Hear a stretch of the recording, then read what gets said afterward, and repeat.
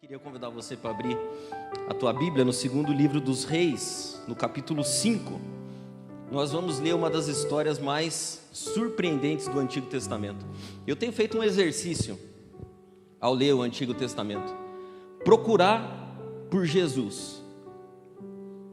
Sempre que lê o Antigo Testamento, procure por Jesus. Procure enxergar a graça de Jesus, procure enxergar a pessoa de Jesus, procure enxergar a obra de Jesus. E fazendo isso essa semana, nesse texto, o meu coração foi enchido, porque esse é um dos textos do Antigo Testamento que mais fala a respeito daquilo que Jesus fez por nós. Segundo livro dos Reis, no capítulo 5, a partir do versículo 1, diz o seguinte: Naamã, comandante do exército do rei da Síria, era grande homem diante do seu Senhor e de muito conceito, porque por ele o Senhor Deus dera vitória à Síria. Era ele herói de guerra, porém leproso. Numa das suas investidas militares, os sírios haviam levado cativa uma menina da terra de Israel, que passou a servir a mulher de Naamã. Ela disse à sua senhora: quem me dera o meu senhor procurasse o profeta que está em Samaria, ele seria curado da lepra. Pai, obrigado, Senhor, pela tua palavra. Obrigado, Senhor Jesus, pela tua graça. E é exatamente essa graça, Deus, que eu peço a ti, que opere nas nossas vidas enquanto a gente se debruça, Deus, diante da tua palavra. Fala conosco, os nossos ouvidos estão abertos, Deus, em nome de Jesus. Naamã, o comandante do exército do rei da Síria, era um homem poderoso, era um homem honrado, era um herói de guerra, era o tipo de pessoa das quais os outros mudavam o olhar ao entrar na sala. Sabe aquele tipo de gente que impõe um respeito, impõe uma admiração?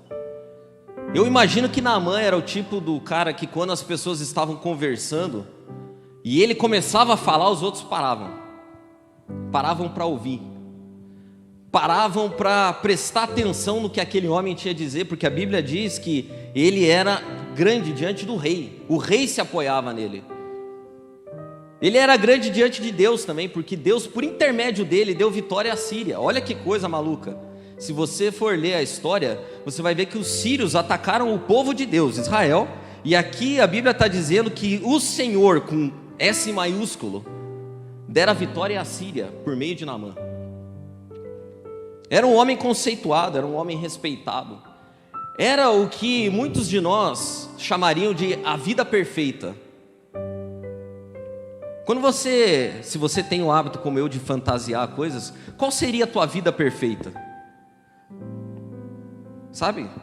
Eu deveria morar em tal lugar, eu deveria ter tal família, eu deveria ter tais recursos, eu gostaria de ter tais talentos igual do fulano, do Beltrano. A vida perfeita.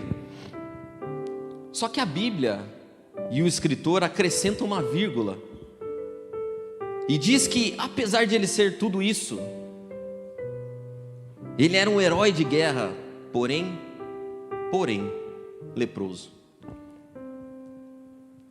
A lepra naquele tempo representava algo terrível. A lepra representava a exclusão.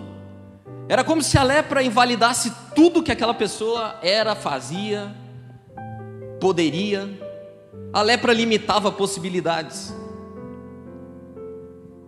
Mas a lepra também já tinha sido profetizada há muito tempo atrás.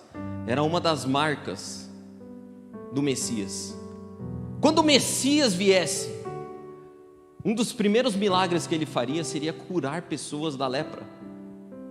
Por isso que, quando eu olhei para esse texto durante essa semana, procurando sinais da graça de Jesus Cristo, eu fui impactado por ele, porque durante todo o Antigo Testamento houve um único homem curado da lepra: Naamã. Não houve nenhum judeu, ele não era judeu, curado da lepra, porque esse era um sinal que marcaria a manifestação messiânica. Mas aqui era como se Deus estivesse jogando uma sementinha. Naamã é um personagem que experimentou a graça de Deus manifesta em Jesus Cristo, um pouco antes da cruz. E eu simpatizo demais com Naamã. Eu tenho esse problema também, eu simpatizo com quase todo mundo das histórias. Porque eu procuro Jesus e eu procuro a mim mesmo nas histórias também. A minha vida é cheia de mas e porém. Eu me simpatizo com Naamã, não porque eu tenho lepra, graças a Deus não tenho. Mas se você pudesse falar a meu respeito também, você poderia dizer muitas coisas. O Tico tem uma família linda, eu poderia dizer. Ele tem um emprego que ele sempre sonhou. Porém, ele fracassa sempre nas mesmas coisas. O Tico tem uma família maravilhosa, foi criada na casa de pais maravilhosos. Porém, diante de situações, ele se amedronta. Ele tem a vida que todo mundo pediria, mas... E eu tenho certeza que com você acontece a mesma coisa. Você, quando olha para a tua vida, você pode ver vários sinais da graça de Deus. Mas sempre há uma vírgula e um porém. Sempre há algo que você...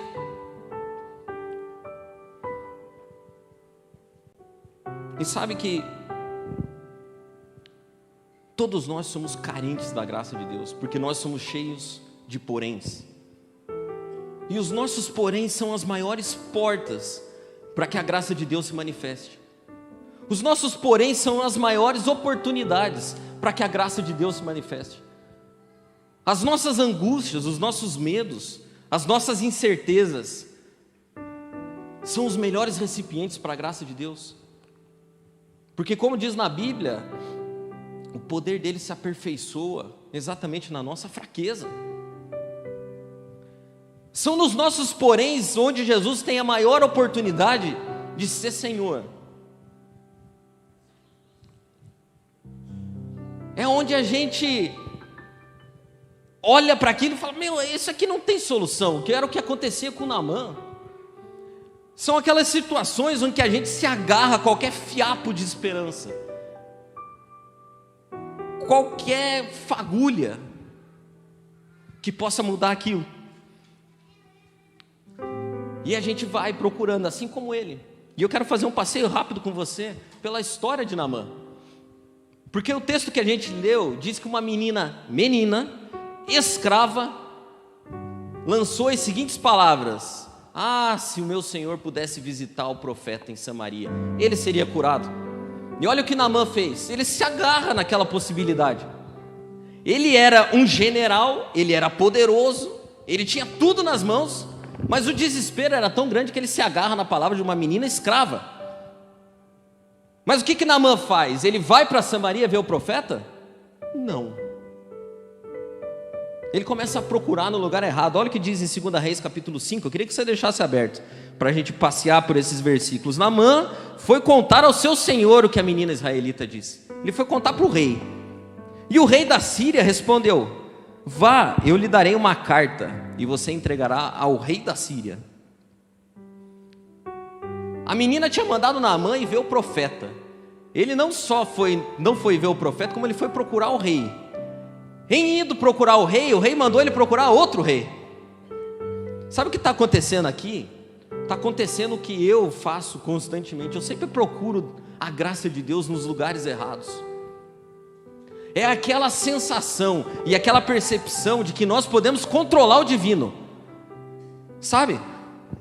Se eu receber a oração do pastor tal, se eu buscar na campanha Y,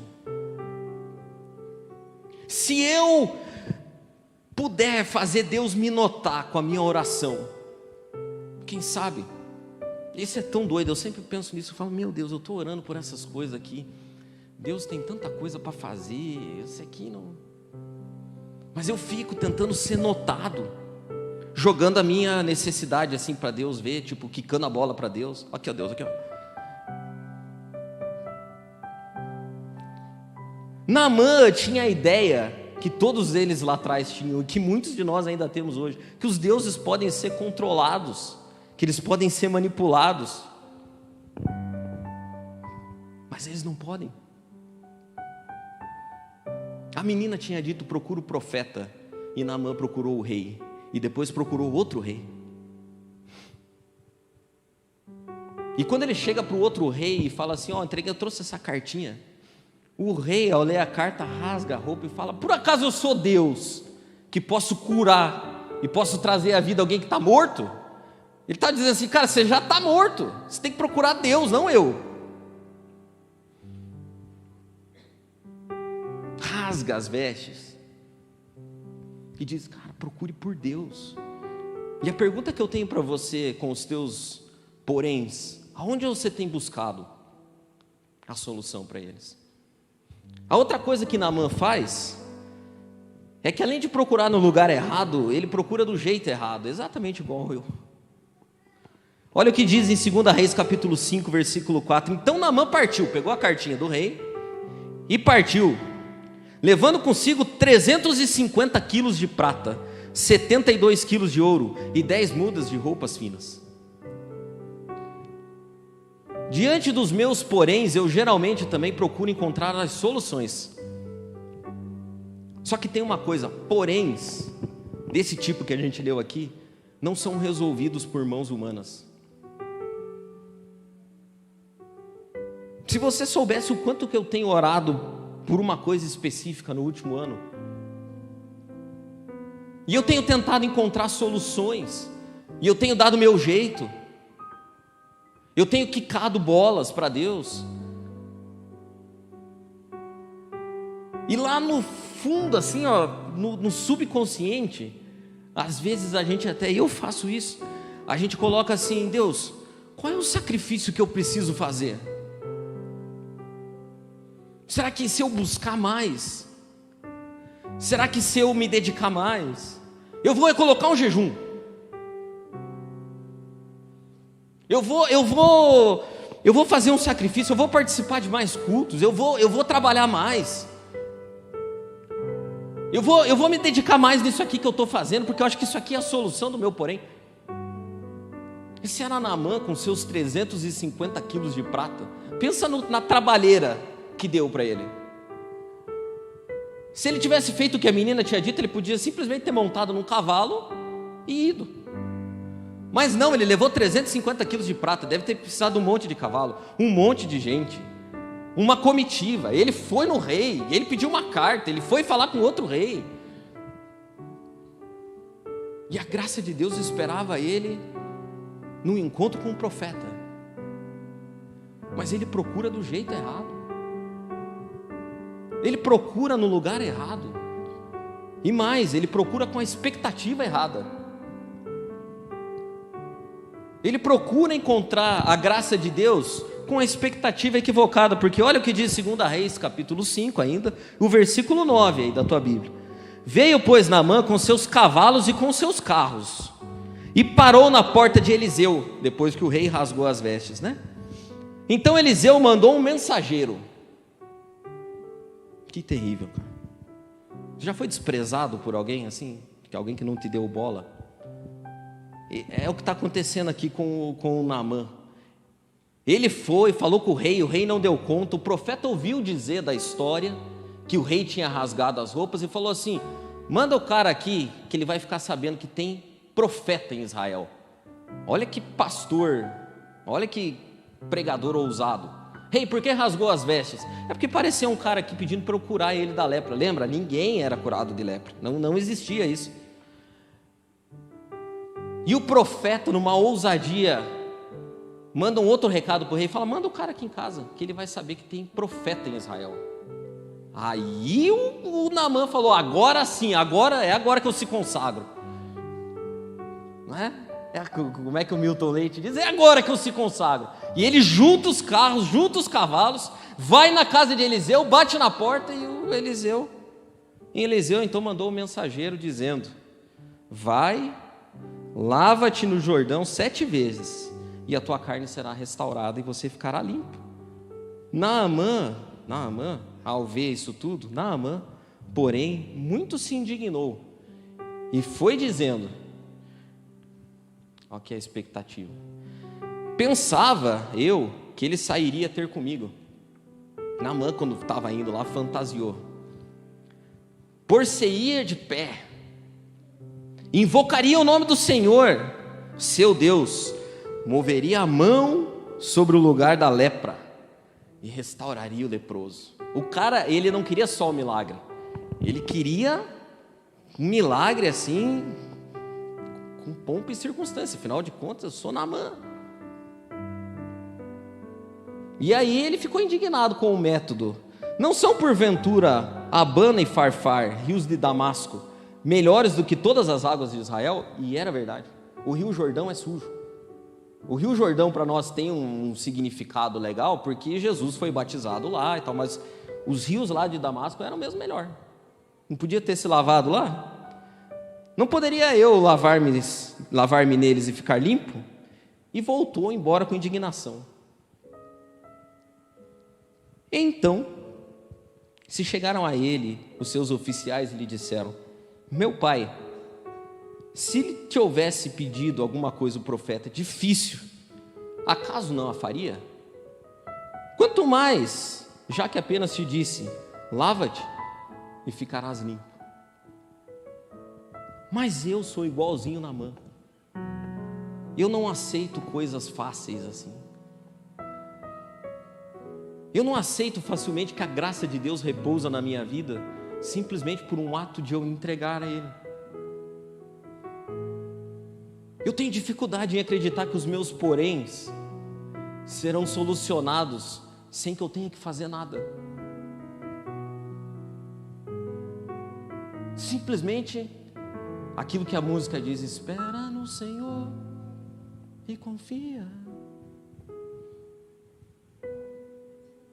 Simplesmente em ficar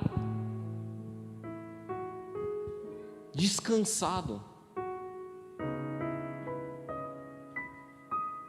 Eu tenho orado a Deus e Deus não tem me respondido nada. Nada. Eu tenho batido e a minha expectativa é sempre essa também, que algum dia algo monumental vai acontecer e que Deus vai manifestar. Mas o que eu tenho recebido é silêncio. Mas enquanto eu pensava nisso durante essa semana, eu fui levado a refletir: será que eu não estou buscando a Deus com a expectativa errada? Será que você também não está buscando a Deus pelos seus poréns com uma expectativa errada? E se Deus dissesse para mim, dissesse para você o que disse para Paulo? Porque Paulo também tinha expectativa. Paulo orou, segundo ele, 3 vezes. O que para Paulo era muito, orar 3 vezes por uma coisa. E na 3ª vez Deus disse para ele: eu não vou fazer. Eu não vou fazer, e tem mais: a minha graça basta para você.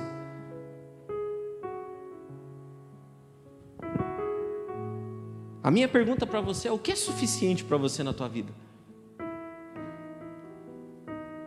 Quando você olha para todas as coisas e coloca a vírgula no porém, será que você consegue lá no fundo, depois de tudo, colocar um ponto e falar assim: mas a tua graça, Deus, me basta? Eu posso viver com esse porém, eu posso viver com essa vírgula: a tua graça se basta, a tua graça me basta. Qual é a tua expectativa diante da oração?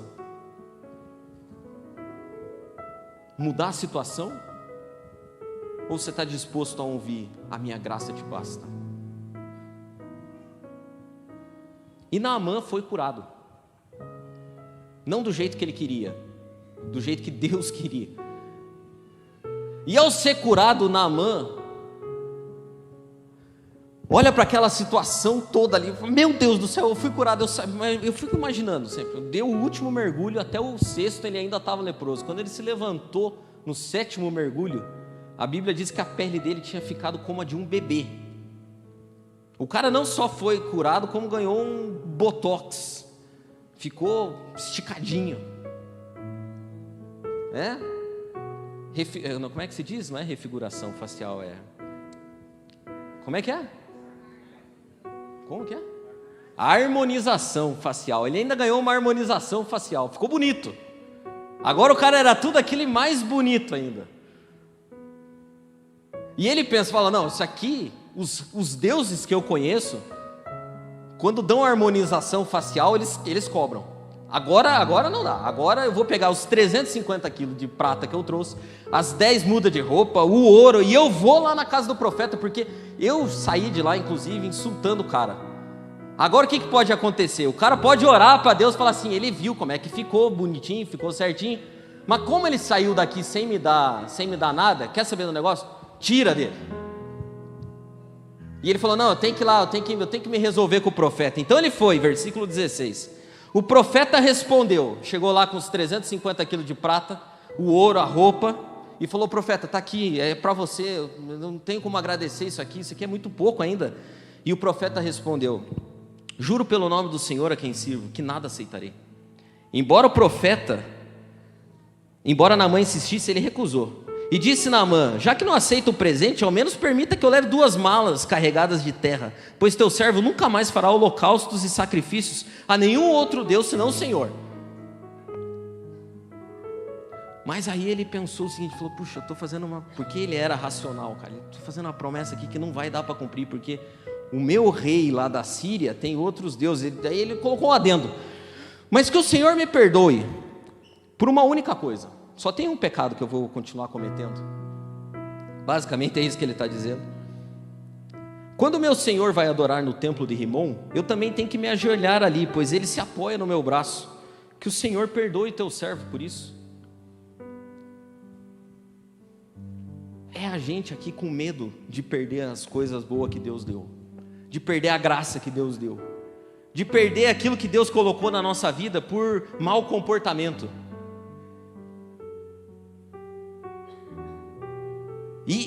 E essa parte da história termina com Eliseu dizendo poucas palavras. A tudo isso que aconteceu, Eliseu olha para o Naamã e diz o seguinte, vá em paz. A graça de Deus na nossa vida é assim. O nosso Deus não é um Deus que exige retribuição. O objetivo de Deus não é escravizar ninguém. A graça de Deus é tão abundante, tão maravilhosa, que até diante do medo da gente de perder ela, Deus diz assim, vá em paz. Ah, mas e o milagre que o Senhor me fez? O Senhor não vai... Não, eu não sou igual aos outros deuses aí. Vá em paz, viva em paz, vá em paz. É a resposta diante da graça de Deus. Mas tudo isso aqui não é o mais surpreendente. O mais surpreendente na história toda não é o que aconteceu com Naamã. O mais surpreendente na história toda está no primeiro versículo que a gente leu. Numa das investidas militares, versículo 2, os sírios haviam levado cativo uma menina da terra de Israel, que passou a servir a mulher de Naamã. Ela disse à sua senhora, quem me dera o meu senhor procurasse o profeta que está em Samaria, pois ele curaria da lepra. Essa menina aqui, pouco tempo antes tinha sido separada provavelmente dos seus pais, dos seus irmãos, tinha sido levada à força da terra onde ela morava, tinha experimentado horrores dentro da casa de Naamã provavelmente. Mas ao olhar para a situação de Naamã, as palavras que ela diz é, quem me dera o meu senhor procurasse o profeta que está em Israel. Eu não sei como é que você reage às situações onde você é ofendido, mas eu acho que muitos de nós aqui, ao ver uma coisa dessas, imagina você lá limpando a casa, e o Naamã ali, e a menina olha e fala assim, oh, mais um dedinho caiu hoje, hein? Puxa vida. Olha lá, está começando a mancar, acho que a perna está ruim. E que cheiro é esse, meu Deus?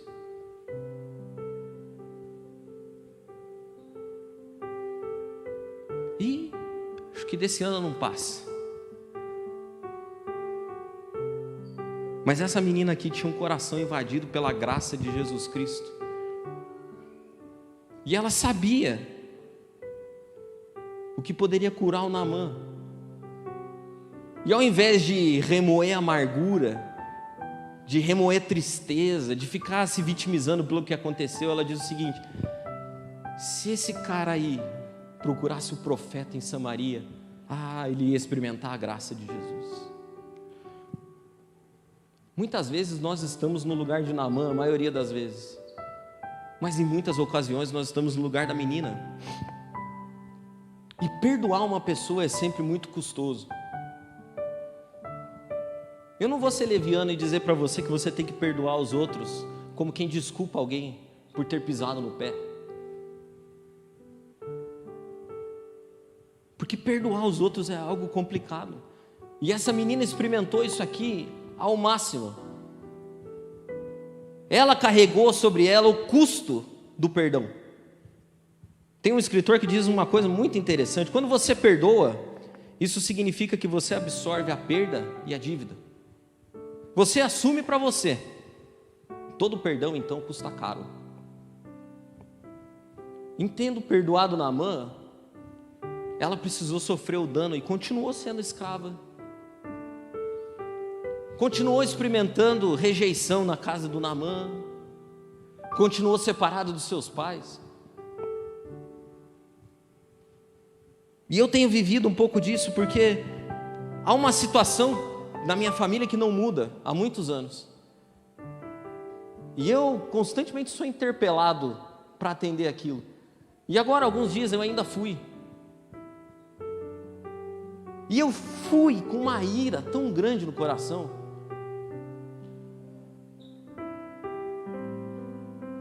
E eu, chegando lá, falei: não, eu vou dar um jeito aqui nisso aqui, mas não sem antes falar.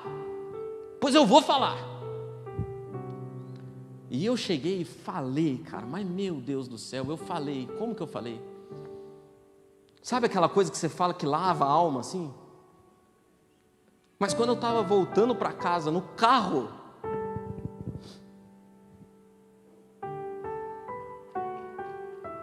Deus falou para mim assim: isso aí que você está fazendo não é perdão. O perdão custa. Quem perdoa assume o débito. Mesmo que a situação não mude. Você está disposto a perdoar coisas em que a situação não muda? Está disposto a perdoar coisas em que você vai ter que assumir o débito e o peso para você? Ou a gente fica, caiu mais um dedinho lá. Um coração cheio de ira, não perdoou ninguém. Um coração que precisa falar um monte de verdades para poder perdoar, não perdoou ninguém. Todo perdão custa caro. E olhando para essa cena do leproso que sou eu e da menina que custou tudo para ela o perdão, eu me lembrei de Jesus, porque foi isso que Ele fez por nós. Nós somos Naamã e Jesus é como aquela menina.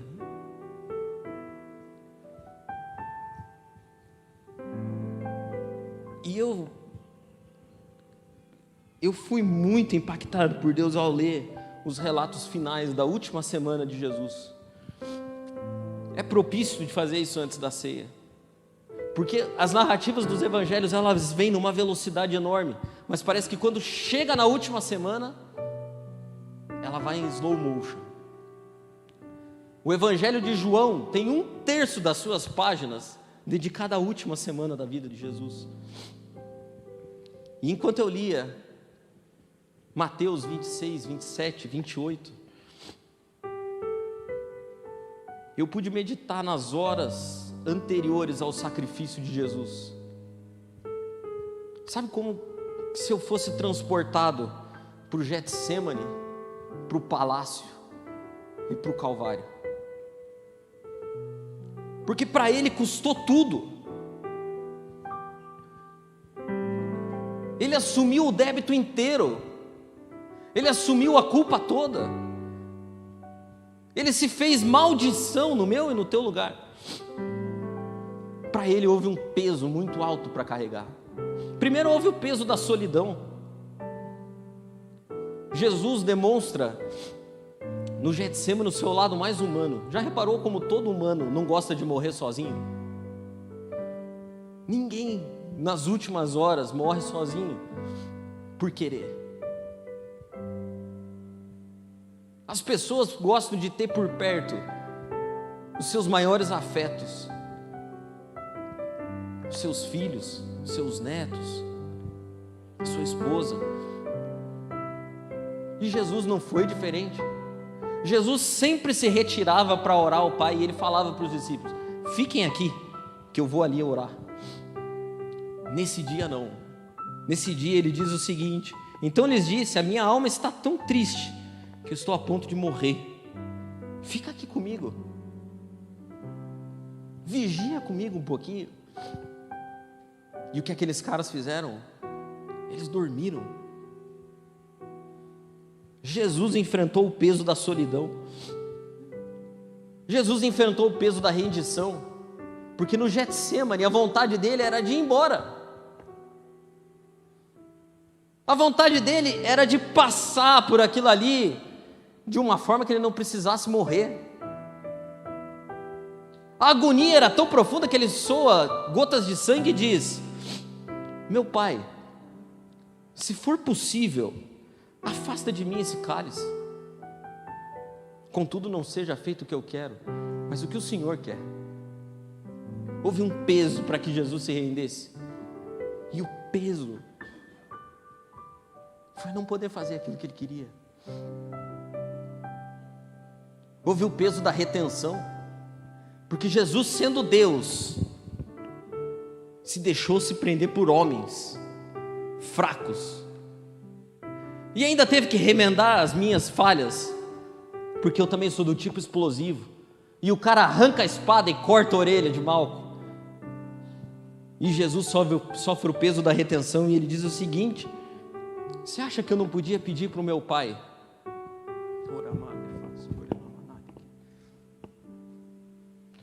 Eu podia pedir, ele mandaria 12 legiões de anjos, ou quem sabe até mais.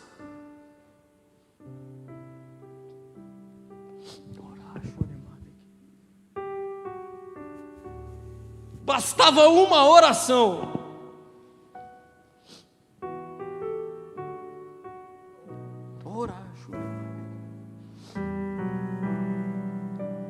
Uma única oração, e o curso do mundo seria mudado.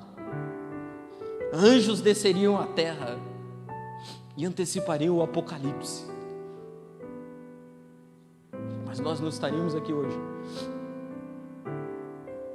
Mas era uma oração apenas. Então houve um peso de retenção daquilo que eu posso fazer. Houve o peso do insulto. Porque ao chegar no palácio, alguns lhe cuspiam no rosto e lhes davam murros, e outros ainda davam tapa e diziam: profetiza-nos, Cristo. Quem foi que te bateu?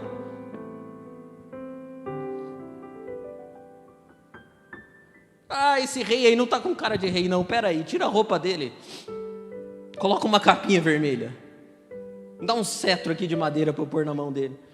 Rei sem coroa não dá. Faça uma coroa ali, coloca na cabeça dele.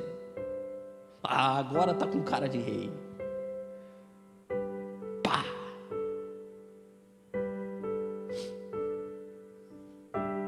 E a Bíblia diz que Jesus, calado,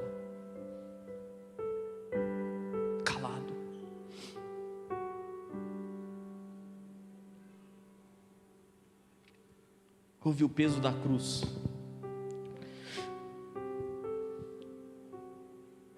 Porque na cruz ele se fez maldito.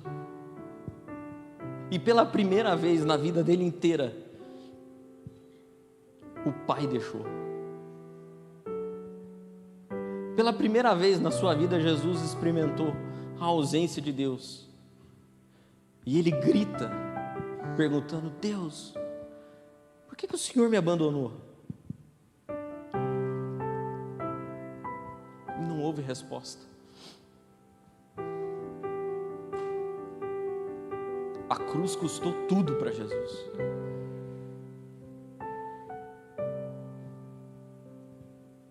Ele absorveu o custo inteiro. E hoje eu e você podemos sentar a essa mesa, graças a Ele. Nós somos leprosos, com os nossos quilinhos de prata, com as nossas roupinhas finas,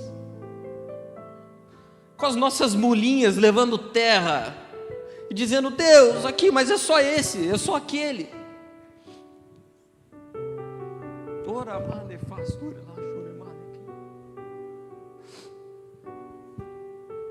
Mas Jesus hoje olha para nós e está dizendo: vá em paz, é a minha graça, o custo eu já absorvi inteiro, o preço eu já paguei inteiro, o insulto eu já sofri inteiro, não tem nada que você possa fazer que me insulte mais.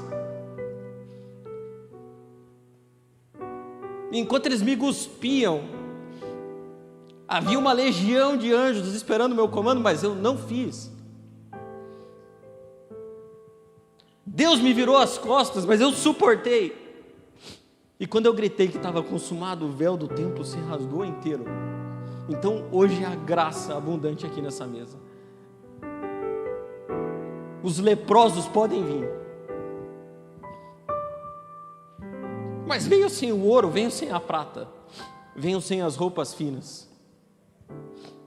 Procure só pela mesa da graça. Não vá na casa do rei. Não traga cartas de recomendação. Não queira pagar nada. Há uma mesa de graça. Há uma mesa cheia de graça hoje. E Jesus está dizendo: venham a mim. Venham. Todos vocês que estão cansados, que estão oprimidos, que estão com ira no coração, eu vou ensinar vocês. Vocês vão aprender a perdoar. Venham. Venham que a mesa está pronta. A mesa está pronta para nós. Aleluia. Eu queria convidar você a ficar de pé. O Marcos vai nos conduzir na ceia. Mas hoje, ao tomar o cálice, eu queria que você se transportasse para lá.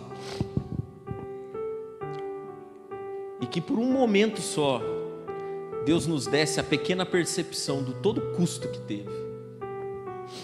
Não foi de graça, custou tudo, custou tudo. Pai, obrigado, Senhor Jesus, obrigado pela Tua graça, obrigado porque nós somos leprosos, Deus. A minha vida é cheia de poréns, mas cada um deles é um espaço para que a Tua graça se manifeste. E hoje eu te peço, Senhor, que pelo poder do Teu nome, a Tua misericórdia, Deus, invada a nossa vida, o Teu perdão invada a nossa vida, porque o Senhor é aquele que disse ao nosso respeito: se Ele conhecesse o meu Pai, Ele seria curado dessa lepra. Cura-nos, Jesus, da nossa lepra. Cura-nos, Jesus, da nossa miséria. Cura-nos, Jesus, ao tomar do Teu sangue, que a nossa carne seja restaurada, que a nossa pele, Deus, seja renovada, e que a Tua graça superabunde na nossa vida, Pai, em nome de Jesus, o Teu Filho.